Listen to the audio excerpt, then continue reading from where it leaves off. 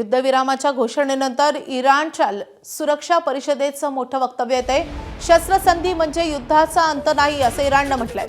आमचं सैन्य अजूनही सुसज्ज असल्याचं त्यांनी म्हटलंय। शत्रूनं चूक केली तर आमची ही बोटं ट्रिगरवरच राहतील असं इराणनं म्हटलंय। चीनच्या मध्यस्थीनंतर इराण शस्त्रसंधीला तयार झाल्याची माहिती अमेरिकेच्या माध्यमांनी दिली आहे। युद्धविरामावर मुजतबा खामेनींचा शिक्कामोर्तब झालेला आहे आणि त्यानंतर अमेरिकन माध्यमांचा हा दावा येतोय। चीनच्या मध्यस्थीनं इराण शस्त्रसंधीला तयार झाल्याचा अमेरिकन माध्यमांचा दावा आहे।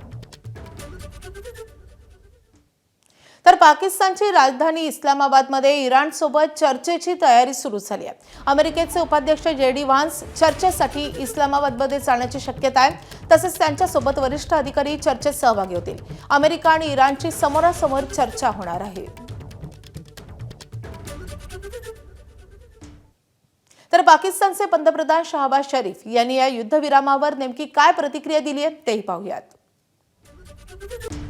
इराण अमेरिका यांनी आपल्या सहयोगी राष्ट्रांसह लेबनॉन आणि इतर ठिकाणी युद्धविराम जाहीर केला आहे।